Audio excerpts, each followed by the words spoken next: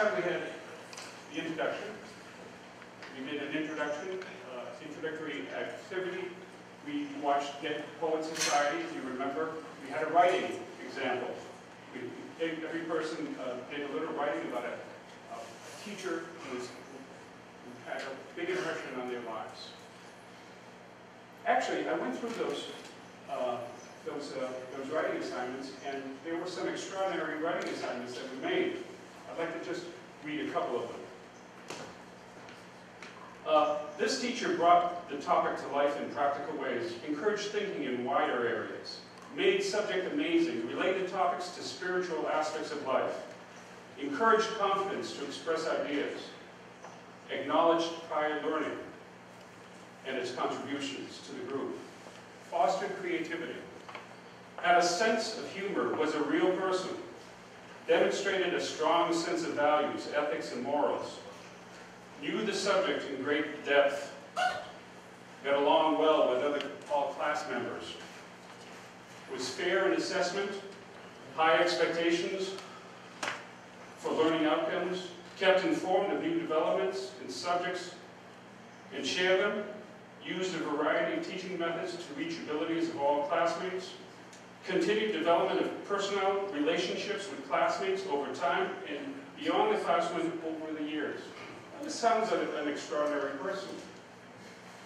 Then there was just the opposite, somebody who's really, well, I'll read it to you. To be honest, I don't feel I have any particular favorite and inspiring teacher.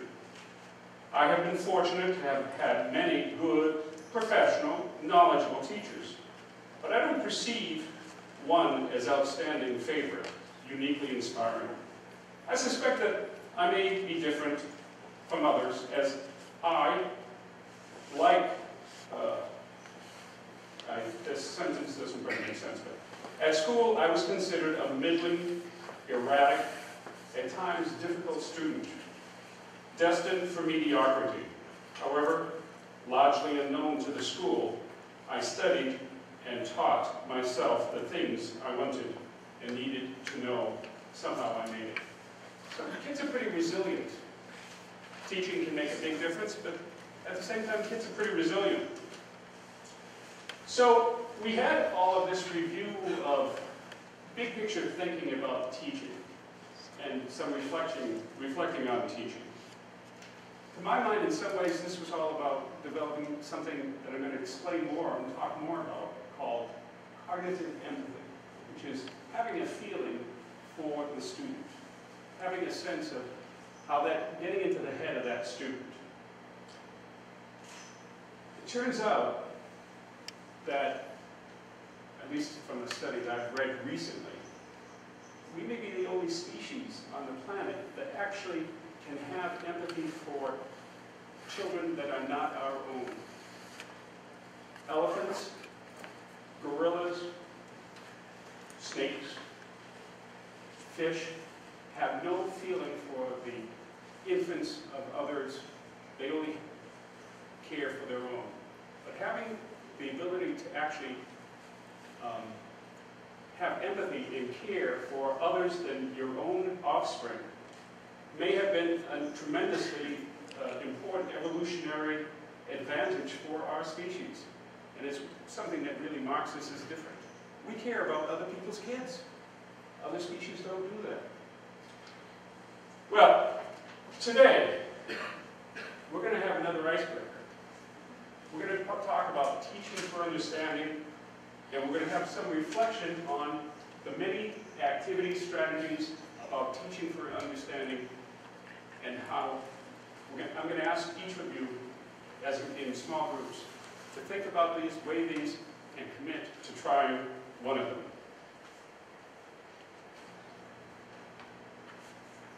Now, today's icebreaker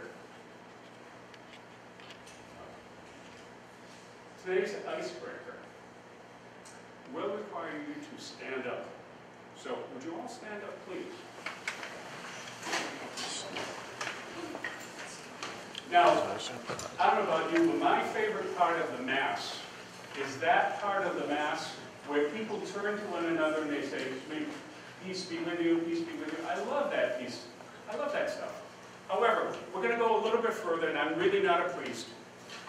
However, what we're going to do today, you know, this university has an affiliation with a Portuguese university. It's kind of a Portuguese university.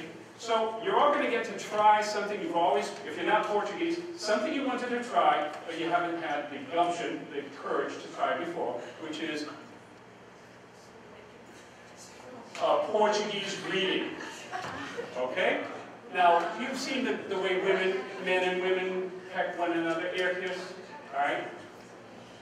Now, I think that's pretty clear. There's no big deal. For men, however, you know, men in Portugal do just give, you know, your standard business handshake. However, my family comes from the mountains, so we do this sort of manly thing, you know, like this. And we sort of pat the shoulder, okay? So you can go beyond the sheer, you know, a handshake, okay? So go for that pat on the shoulder, go for that man hug, okay? All right, ready? Let's try it. Go ahead.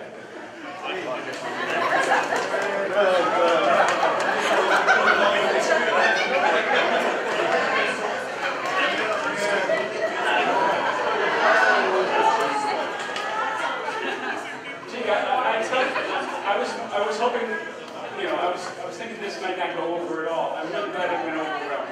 Okay, you can have a seat now. Thank you.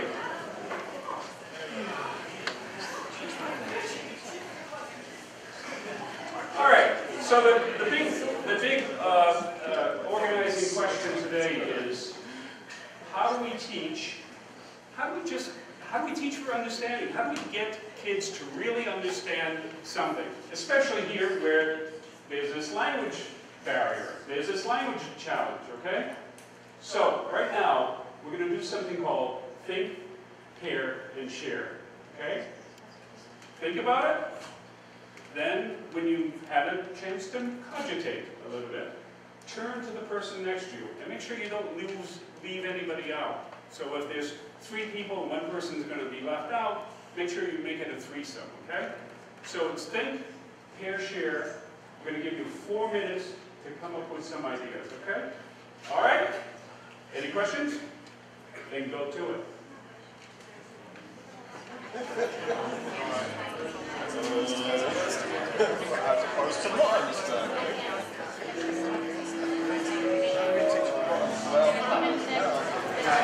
This is a big topic, I know. This is a big topic,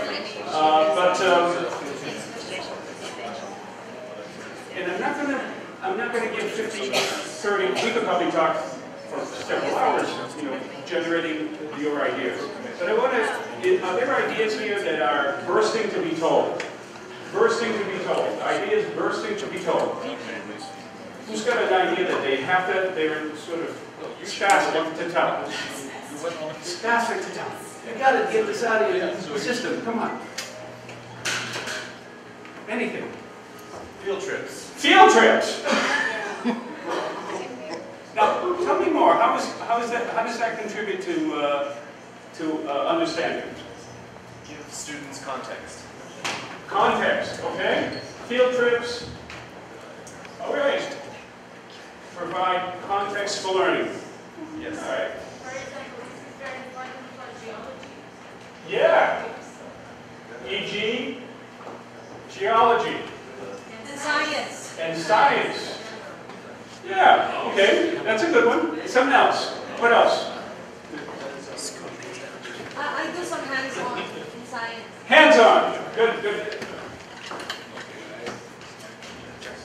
And tell me, what are the, what's the big benefit? How does hands-on contribute to understanding? Well, most of the hands-on because I teach science-related modules, so Yeah. most of the hands-on that we do are related to, for example, their own bodies, daily lives, experiments, like for example CSI, which is a bit catchy, and then they would learn the concepts, the context through that activity. And So have you gone to a murder scene or no? And then they also ask questions, you know, more than just when you lecture. Right, right. Good. Did everyone hear that? Because we have a microphone if somebody wants this.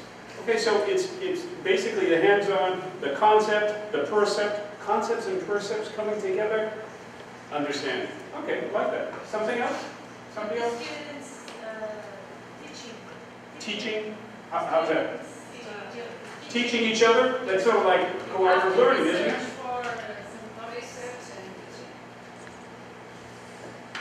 All right. Okay. Good. Those are great ideas.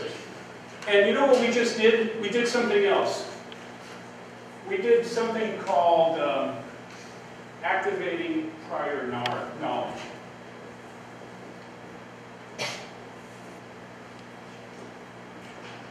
See, Jeff and I have a whole lot we've prepared for you today, but asking you to think about this question and getting you to actually come up with ideas and share ideas is actually kind of started to get you to really, you know, get the action going, right?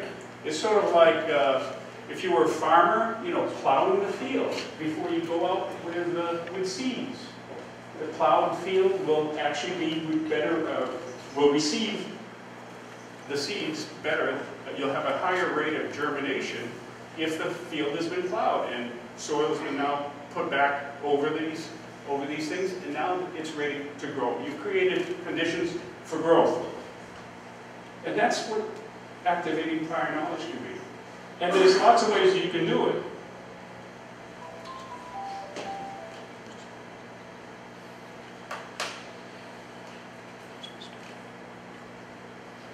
It's not only to get people to think about it, it's also to value students' prior knowledge. And I think probably cultural knowledge. And here's one of the things I worry about in any place where there's two different languages. Are we making the right connections with what kids already know and their cultural backgrounds and their cultural values? And starting from those points, building on those. Not ignoring them, but building on those. That's something I think is a place that we have to at least think about. By the way, on the USJ Hub, there's a professional development site there. It says reinvigorating teaching and learning here at USB. I've posted something called a KWL, which is what I know, what I want to know about this topic, any topic that you're going to start up. It's not a bad idea to just raise what the kids already know. And that will also inform you about what the next step is. Where do you need to go with this? I've already mentioned cognitive empathy.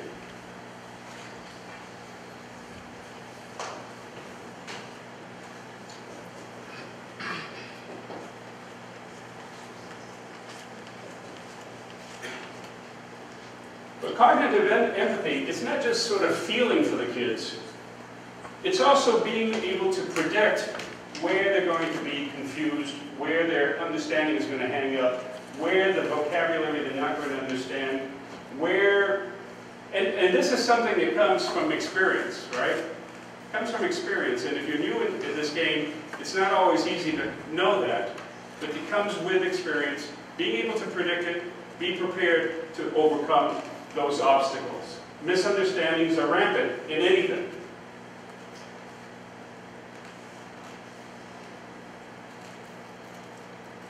Big picture. Giving the big picture the purpose and the context. Now, Bernard Tan's been on medical leave, and I don't know where I think but I had a wonderful long talk with him, and he gets kids to do some wonderful work. And one of the things he keeps stressing with kids is this saying that he attributes to Seneca. Success is what happens when preparation meets opportunity. He gets kids to work hard, and he lets them know that, well, you know, this is the big picture, preparedness for the larger world. This is important. What I'm asking you to do is important. And here's the big picture, the context. Now, there's lots of different ways that you can present the big picture. And it depends on your subject matter. Depends on, you know, the frames. I'm sure that in Christian studies it's different from philosophy, from education, from languages. But you have to present that big picture under which your particular lesson, what the purposes are. Did I write that in? No, I didn't.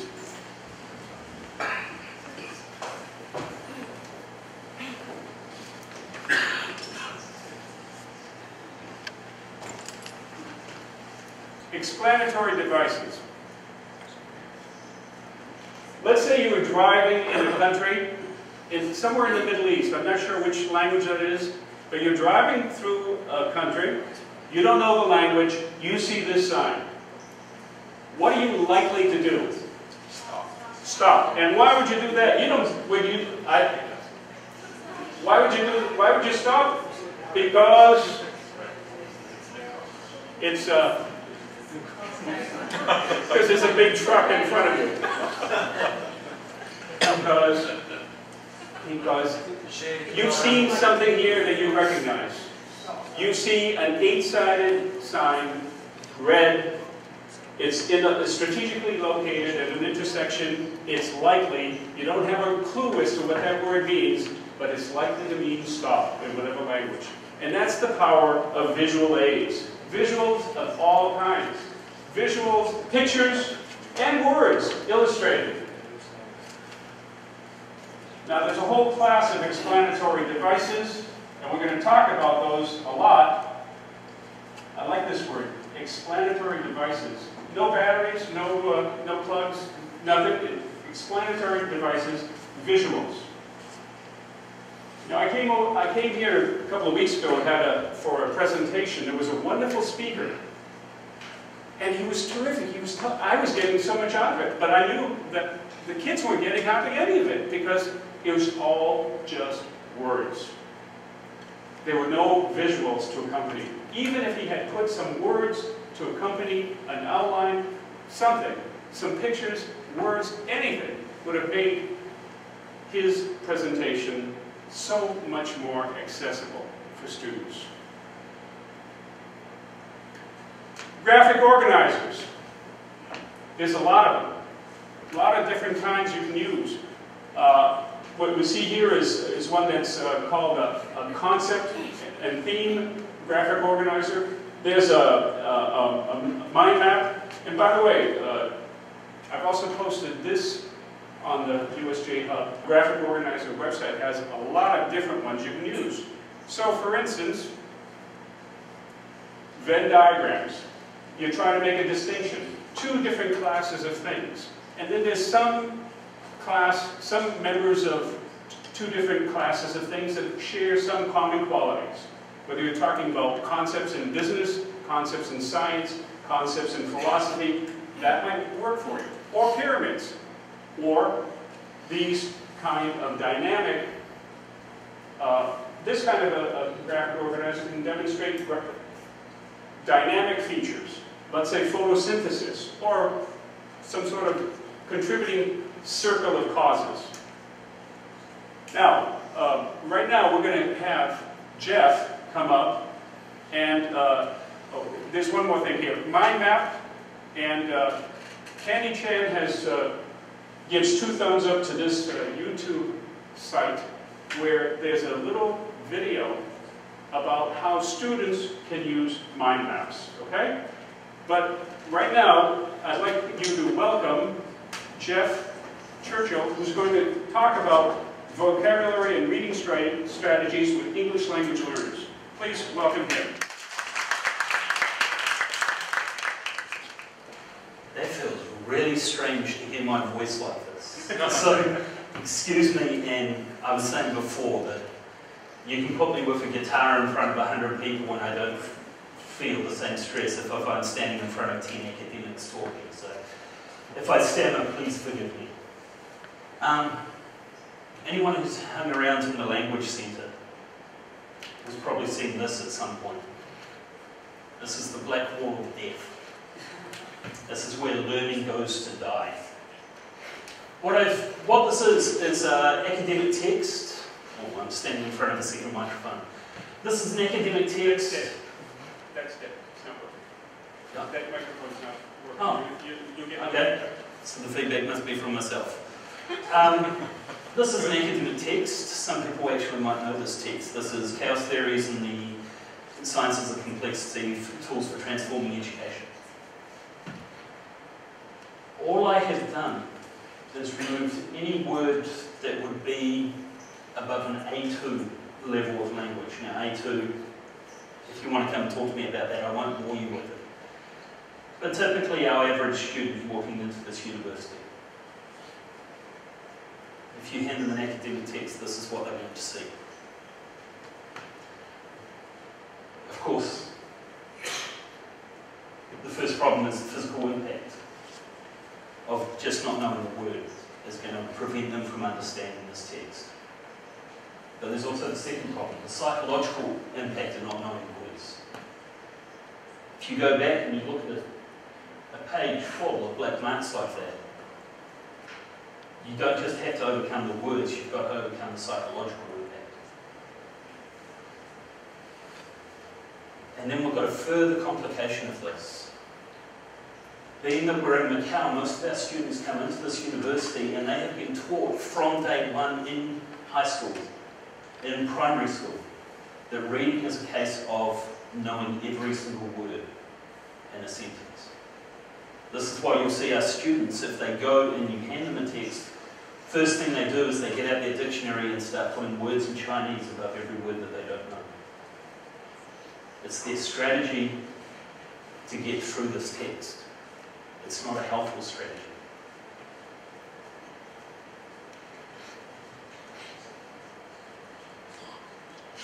Understand that the black words that are blacked out is not just the vocabulary.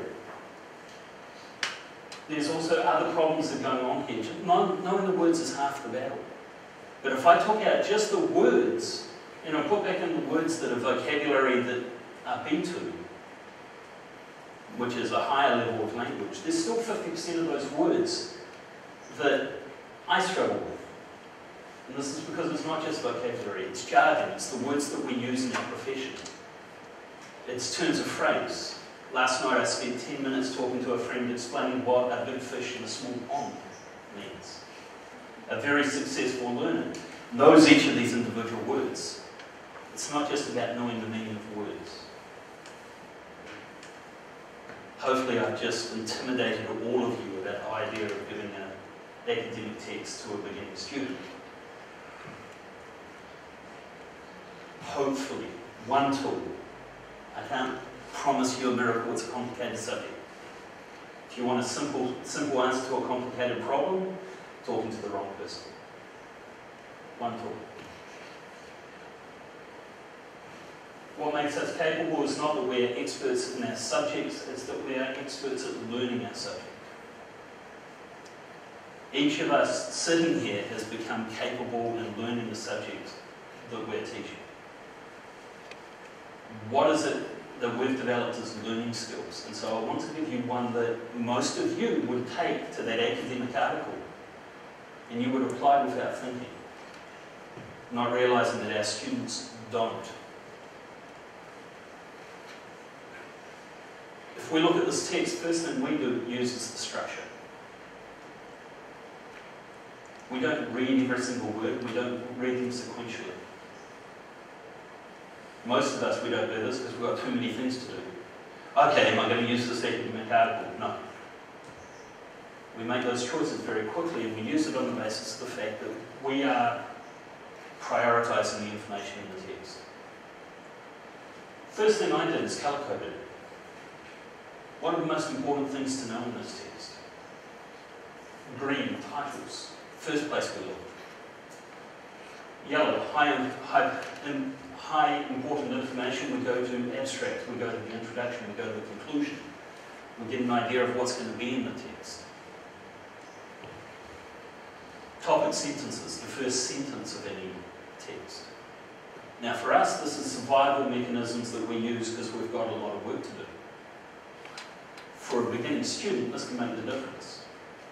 If we help them through the colour coding, if we help them prioritise which information they have to read, and we go back, we're reducing the number of words that are in this text. Now there's other things we can do. What I'm talking about is reverse engineering our own strategies. Right? One thing that we can do is lay the groundwork. Engage their previous knowledge already, their prior learning. But another thing we can do is lay the groundwork with key vocabulary. Before we hand them this text, know what are the words they're really going to need to know to understand it. A lot of these words, that's not their vocabulary is the problem. A lot of these words, they're jargon from our topics. They're jargon from our subjects. Help them prioritise the information. Okay, so, simple, easy, I've got less than 5 minutes. I'm sorry, I'm doing something I'm really uncomfortable with. I don't feel like a lecturer often. I don't like talking a lot, but excuse me because I have very little time. A mind map, which we all know about, but I've called this a text map. It's combining a mind map with our knowledge of the structure of a text. We can help create, and I believe Christina was there, and any of the student helpers who are in the room. I taught our students how to do this in the space of about 10, 15, 20 minutes. How to make a text map. It's really simple. Take the title. That's our anchor for our ideas. If the person writing the text that you're giving them has been wise in their choice of title, it's going to help enough to explain. Where is he sitting? Andrew will tell you this story time and time again, and in his English class he'll give a question where the answer is in the title, and then wait for 5 minutes while the students busily read through everything for something that was in the title. Just for the learning opportunity of saying, where was that answer?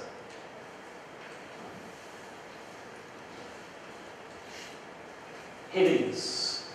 Text has structure. Right? Text has structure. We're taught time and time again, Andrew, every time I see one of your students with a psychological text, it has the same structure, methodology. Well, abstract, introduction, methodology, results, discussion, right?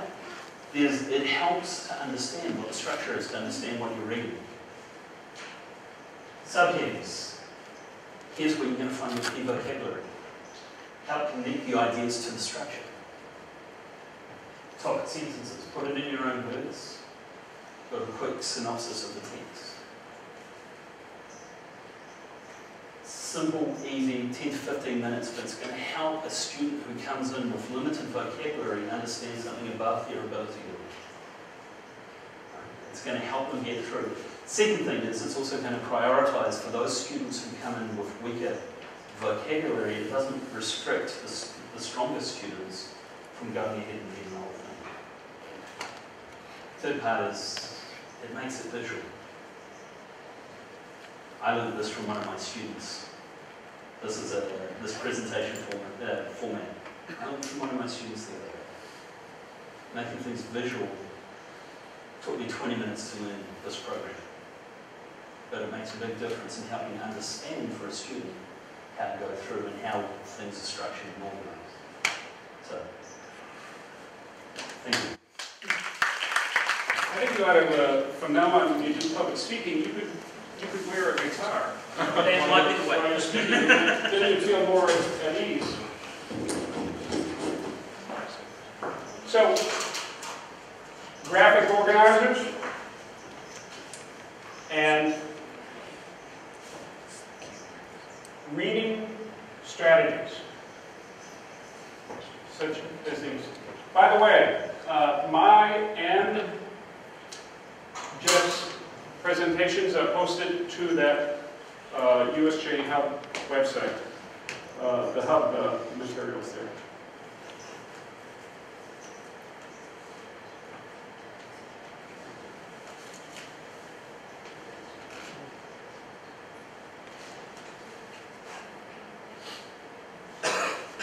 Something I use a lot, literature circles.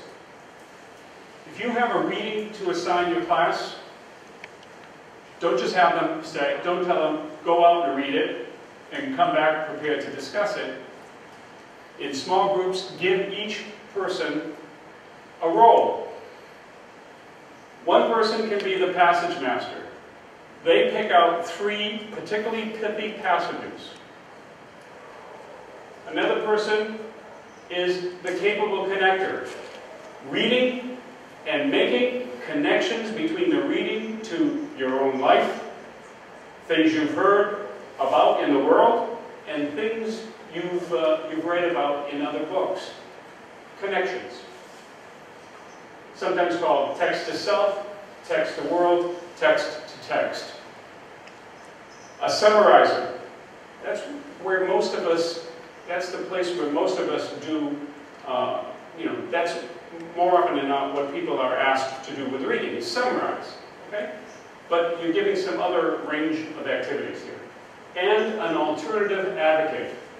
Now that's a tough assignment. That assignment is to sniff out bias, assumptions, where the author may be taking undue liberties, where you yourself may be questioning the value of that perspective. Okay? So that person comes in ready to offer some criticism of that reading. I'll tell you, if you've assigned readings and you're trying to get people to discuss it, afterward it's like moving, furniture, heavy furniture. Well, this makes it a lot easier. Okay? Because people simply report, and there's a sort of, it stimulates discussion. Okay? People read with a purpose, and they rotate these roles. So they're not always the same person playing the summarizer, the text-to-text, or the connector, the passage master reading. You rotate those roles, and it gives reading a purpose.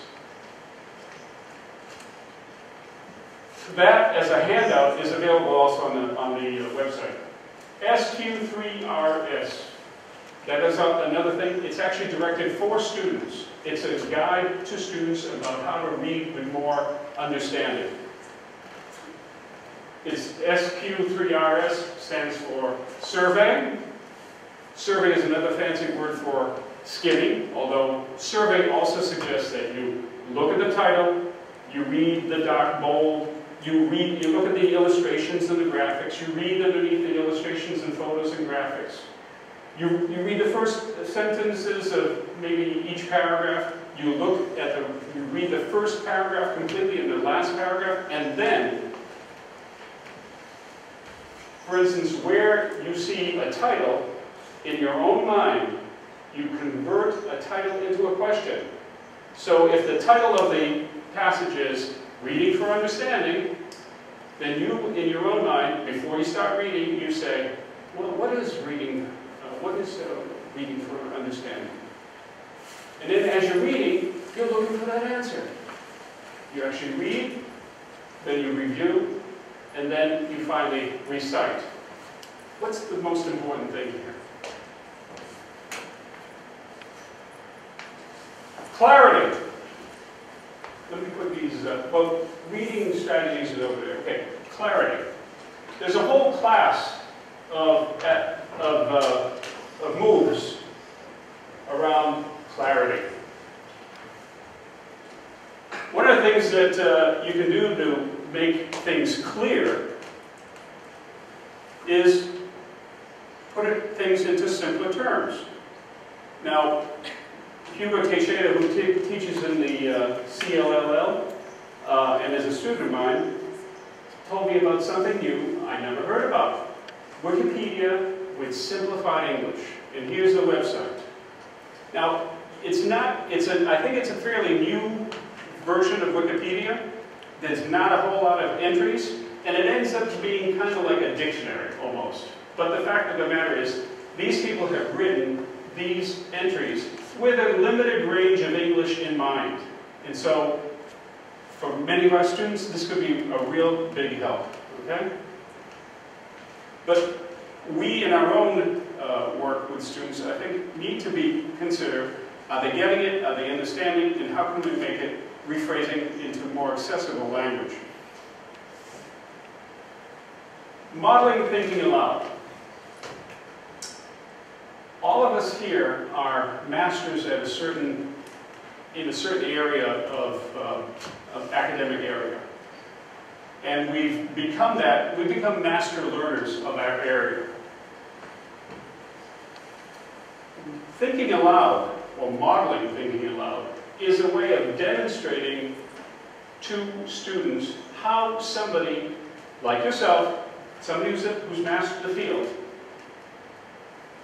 deals with a problem, how they work through an issue. Now, here's a simple example, which would be in mathematics. A teacher goes up to the blackboard, there's a division problem. And the teacher says, let's see, I have to divide 45 into 7,301. So 45 will go into into 73, right? Yeah. Now, how many times? Well, 2. No, 2 times 45 is 90. It must be 1. 1 times 45 is 45. 73 minus 45. Borrow 1 from... You understand, right? That person is making explicit the kind of thinking process that would otherwise be invisible to students. Here's another example.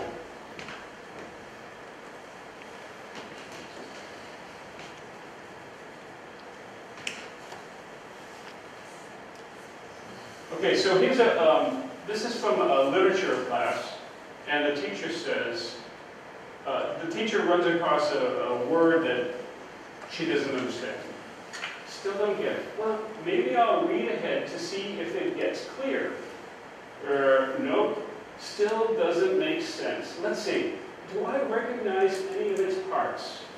In this way, the teacher can take a set of guidelines, reread, read ahead, and back to see if the context gives a clue. Let me give you another example.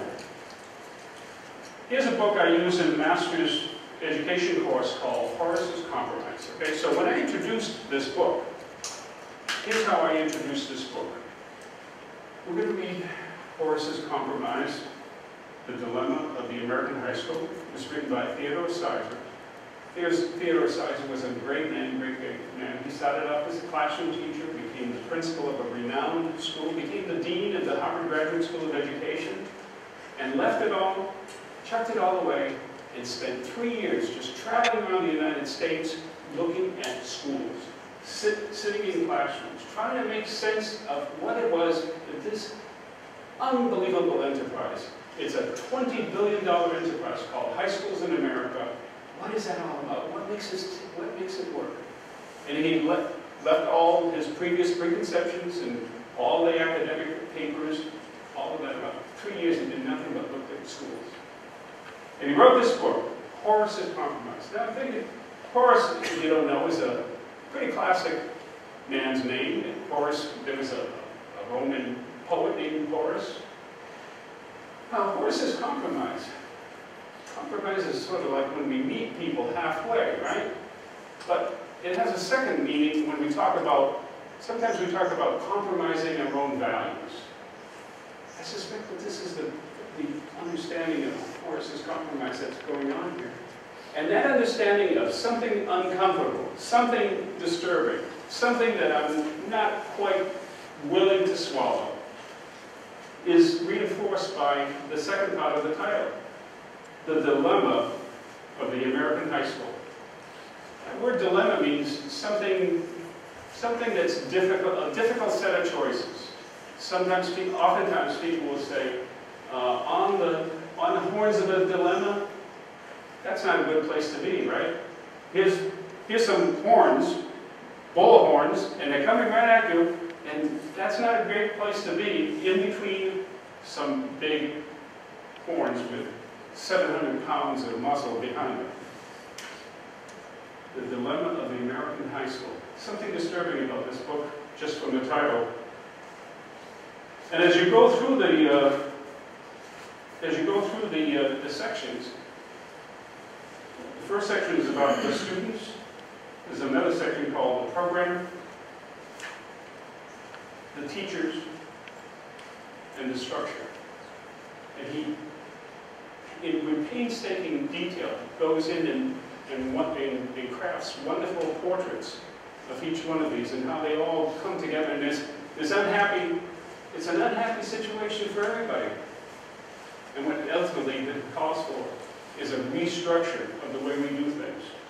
Okay, so that was an introduction to the book, but I think it was also, I think what I was trying to do was to illustrate out loud how somebody, you know, who's been working with education for a long time, I like to think I'm not a beginner in this field. I've got some expertise in this field. This is how an expert learner in the field of education addresses some material, okay? Thinking aloud is a very powerful strategy. Very powerful strategy. Let me put it on this board. Modeling thinking out loud.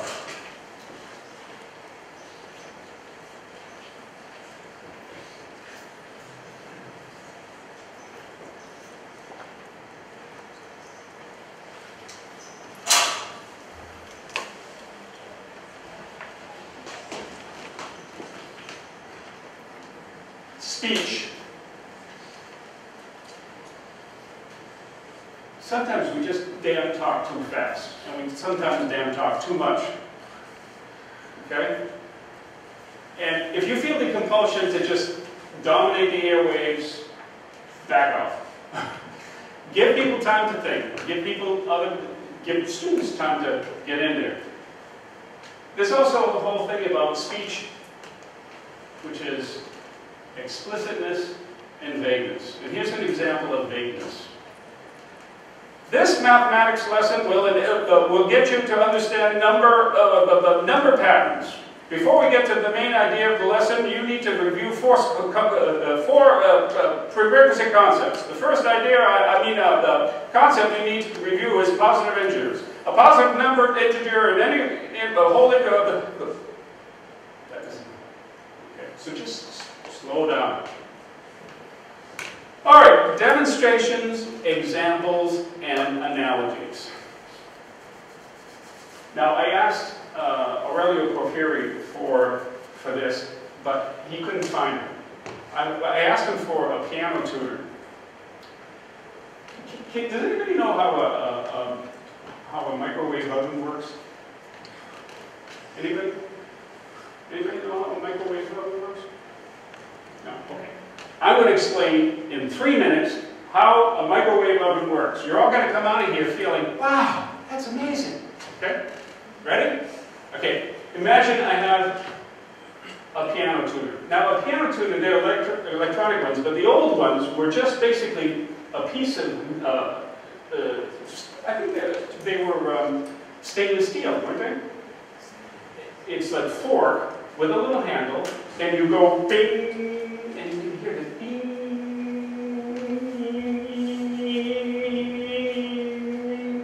And what you do is you come to the piano, you raise the piano lid, and you put it over the piano wires. The what? Strings, right. You put it over the piano strings. Now, if that piano is in tune, the key of C, the middle C string, is going to start to vibrate. You don't have to touch it, but you hold it over that middle C, and it starts to vibrate. It's called sympathetic vibration. I wish I had it here to actually demonstrate. Have you seen this? Yeah, resonance. Yeah. Sympathetic resonance, that's right.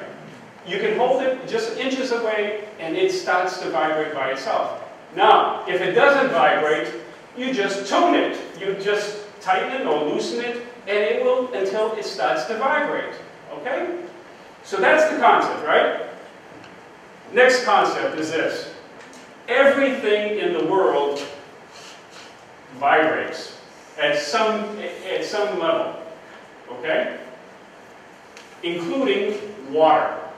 You don't have to think of water, but water will vibrate. You get the right microwave activity at it, and water will start vibrating. Okay? Third, I want you to put your hands together. No prayer, not yet. I want you to do this.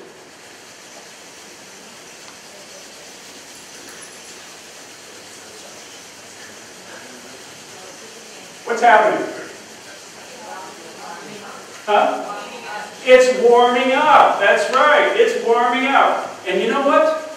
You know what happens when you put food in a microwave oven?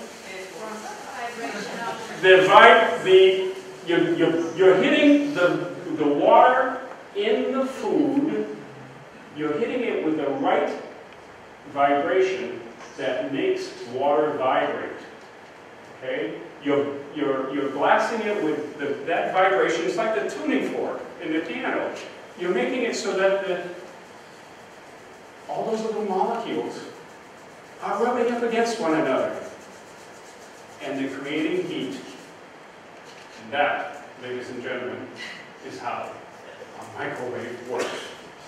Got it? Any questions? Any questions? No? Was that clear? That was a demonstration. I wish I had the actual thing, but that was a demonstration. Examples, analogies are similar things, right? Now, I gave you an analogy earlier about cultivating background knowledge, or prior knowledge, right? And I suggested that that was sort of like farmers plowing fields. Sometimes I've used the analogy of Velcro. You know, Velcro? You have two pieces, put it together, and they stick, right? I don't know.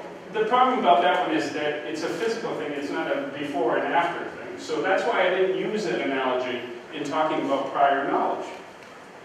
Sometimes I have also used thinking about learning as if you've ever glued anything. I mean, you know, like high contact cement, rubber cement. If you put rubber cement on one side and then rubber cement on the other, and don't put it together right away, but let it air dry a little bit. Just a few minutes, right? And then it's started to dry, and then you bring it together, and you bring it close together, and you know what happens? It sticks like glue. It really sticks. The bond really works. I mean, it's like a vacuum. Okay? Now, I thought about that analogy. I thought about using that analogy for cultivating prior knowledge, but I didn't think it worked because, again, it's not that sort of pre and post kind of thing. So you understand what I'm doing? I'm thinking a lot about how to choose your analogies. And analogies are important because, you know, sometimes, well, you know, like, for instance, in some cultures, they don't think of, you know, they don't, in some cultures, they don't think of God, they don't think of God is presented as the sun in a kind of an analogous way. But, you know, some people actually worship the sun, right? I mean, literally. So it's like you take the analogy and it becomes, you lose that it's a tool. You lose the idea that it's a tool for something else. I'm told that when Niels Bohr, who is considered one of the fathers of modern physics, when he tried to present a model of an atom, he used a model of the solar system. Because that was a model that people already understood. You know, a central sun, or the proton, with little planets going around, the electrons. So that was something that people could grasp. And he used that as an analogy. But ultimately, as time went on, people came to understand that it was a model that had real limitations. So they discarded that model and went to something else. But still, analogies are important in making ourselves understood.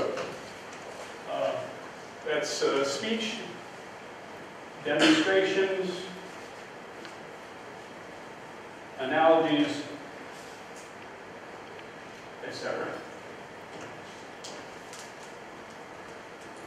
Oh, I'll come back to this one. Summarizing. After a lesson, you can summarize, you can have the kids summarize, but it's a good way to bring it all on home. Bring it to conclusion, capture that big picture, what was this lesson all about? If you just walk out without summarizing or somebody summarizing, you've lost an opportunity to fix the learning, fix the comprehension. All right, now, checking for understanding. And that's questioning. I'm going to I'm going to use a little demonstration here from Piaget.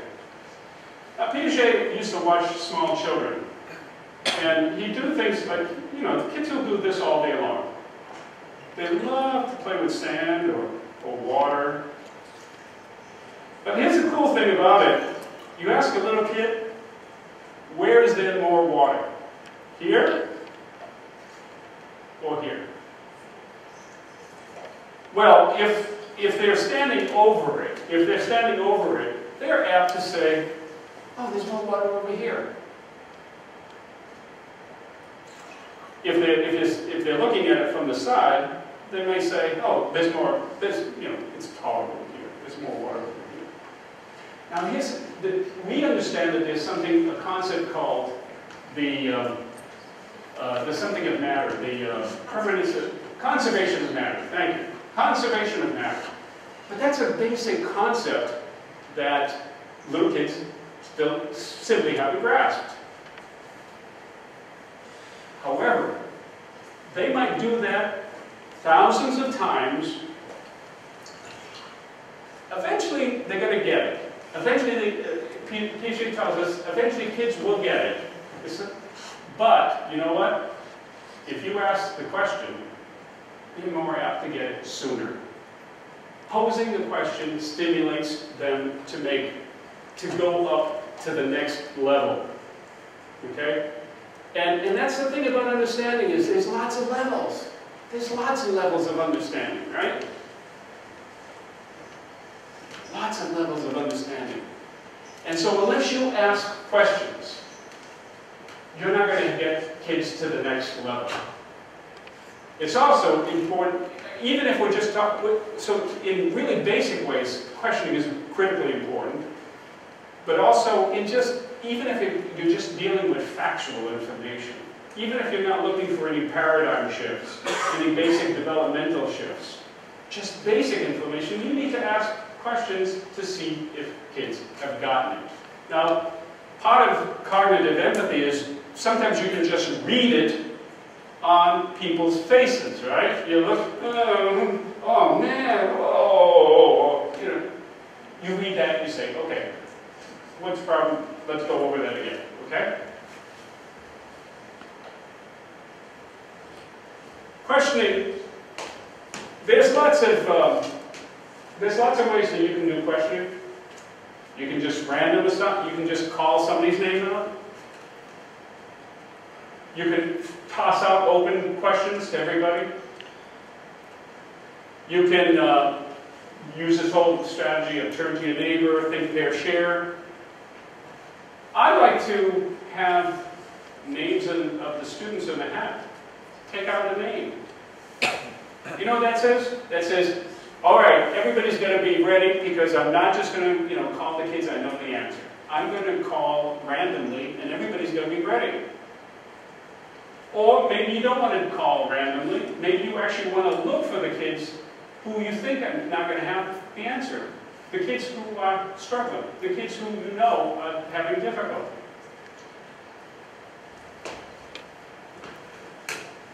Distribution of attention. You know, kids really watch who gets the attention in classroom. And oftentimes, the one who gets all the attention is the teacher's pet. You know that expression?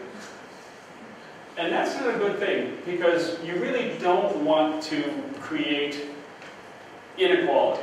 Inequality in classroom attention is really a dangerous dynamic. You really want to make sure you get everybody's, you distribute your attention, even visually. Now, I used to observe a lot of classrooms. I have observed a lot of classrooms. And here's one thing that I used to realize. Teachers who are right-handed and writing at the blackboard, the kids over here don't get much attention because the teacher has to turn. Actually, in most classroom situations, you end up paying more attention to the kids who are at 45 degrees to where you are speaking. Those kids get the most attention. It's sort of like the teleprompters. You know how teleprompters, if you've seen, you know, a presidential address or something, they have a teleprompter here and a teleprompter here, because naturally, when we speak to a group, we move from 45 degrees to 45 degrees. But distributing your attention is critically important. And I'm going to run out of battery soon. Waiting time. You know, let me pose this as a question. How long do you think, when somebody asks a question, when a teacher asks a question, I ask Father James a question. He doesn't have the answer right away. How long does the average teacher take to move on to somebody else? 9 seconds, that's way too much. 5 seconds, way too much. Way too much. 2 seconds, way too much again. It's actually less than 1 second. Okay? It's been documented, and researchers have done this, they've looked at it carefully. I trust the research on this. Less than 1 second. So just slowing down and giving people some time to think about the answer is a great way to cultivate a thoughtful climate where understanding is what we're after. We're not just trying to bing-bang down, trying to move speed or coverage at the expense of depth. Coverage at the expense of depth. This is something we've been talking about in class a lot. It's much better to go deep than and have something that's, you know, a few meters deep than an inch deep and a mile wide. Coverage doesn't cut it. So waiting time, just waiting, giving waiting time to people is a great way to communicate that, all right, Father James, I really do believe you have the capacity to answer this question. I'm going to let you think about this. I'm going to wait just a little. Now, Father James still doesn't answer. There's more that I can do, which is I can sustain him. You're not supposed to look at that yet. Okay. I can sustain him, which means I can rephrase the question for Father James. I can give some cues and clues to the answer. Basically, I'm communicating to him, I know you can do it, you maybe just didn't understand me. I'm taking the responsibility for the situation, and I'm giving Father James all the time and the opportunity to get through to the answer. Praise and criticism, I don't really need to know. I mean, you know, praise and criticism is fine. It can be overdone. Something that you can't really do ever is sarcasm. And you have to be careful. I love humor, but never at anybody's expense. All right? All right, we tried to share lots of ideas with everybody here today. Right now is the next part of our program. It's that wonderful cooperative learning part of that program, okay? So, right now, please stand up and form a line by height with the shortest people here, the tallest people there, okay? 3, 4, 5, you're a group. You might want to go over there and stand together. 1, 2, 3, 4, 5. You're a group. Go and stand someplace together. 1, 2, 3, 4, 5. Go and stand someplace together. Introduce yourselves. 1, 2, 3, 4, 5. Go and stand someplace together. Okay, 1, 2, 3, 4, 5. Go and stand someplace together. Introduce yourself. 1, 2, 3, 4, 5, 6, 7. This group's going to get 7. Okay? Go someplace and work and introduce yourself. Could I have your attention, please? Okay. I'm assuming you've now introduced yourselves to one another. You know one another's names. Oh, well, do that, but also, while I've got your attention, after you say hello and learn names, agree on the roles. The roles are facilitator, timekeeper, taskmaster, recorder, and reporter. Okay? So agree on the names, and the students will give out some material. Facilitator. I'm the facilitator.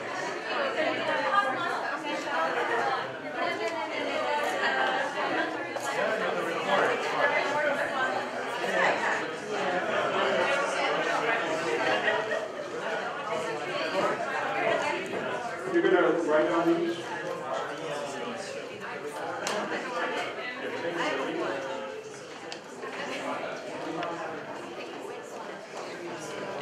You're going to write on the back there? And be careful, let them dry before you touch it.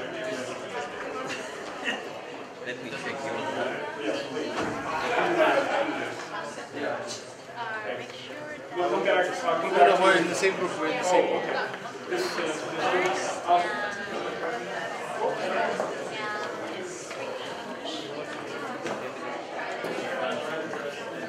Deliberations are here, please. 3 ideas that you have already tried. Of those that we had on the board today, we presented today. 3 ideas you've already tried in some fashion, all of you. I'm using the you plural. 2 ideas that you have not tried, and then 1 idea that you will try for the next time we come together. Okay, you all will agree to try one of these strategies. Yes, ma'am? Can we use other ideas than those from the board? Can we use others than to? Or No, just I'd those? like you to work with those that are here. Okay. Okay?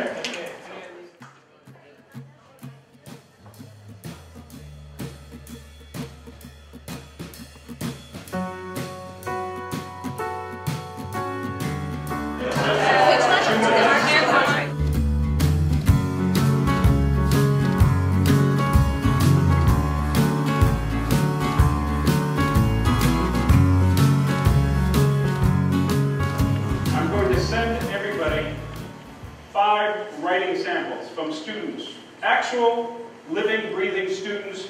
5 writing samples. I'd like each one of you to read these and decide which is the best, second best, third best, fourth best, fifth best, worst. And come prepared to meet with people in your program to decide what makes good student writing. Okay? As I like to talk about deconstructing each of these presentations, we started off with a generative question. We went to a cognitive organizer, also called an agenda. We activated prior knowledge. We developed a sense of belonging, community. We had instructional engagement and variety. And we had a challenging assignment with support. In January, we were supposed to have some brethren from a Spanish university. That's been changed, okay?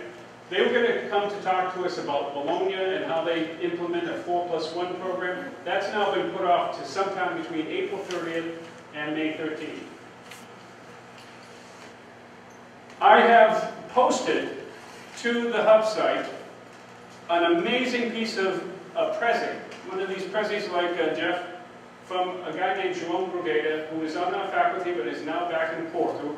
I posted it. It's terrific. It's a wonderful thing.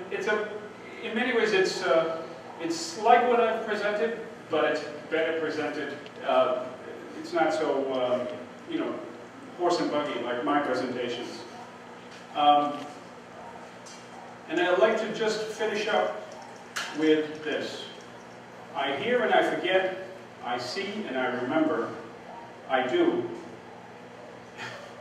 and I understand from our great Chinese philosopher Confucius. And also, the moon is there because tomorrow morning, as I understand it, at 7:30 in the morning, there's going to be a full lunar eclipse. So check it out, and thanks for coming. There are refreshments, and you've been a wonderful audience. Thank you.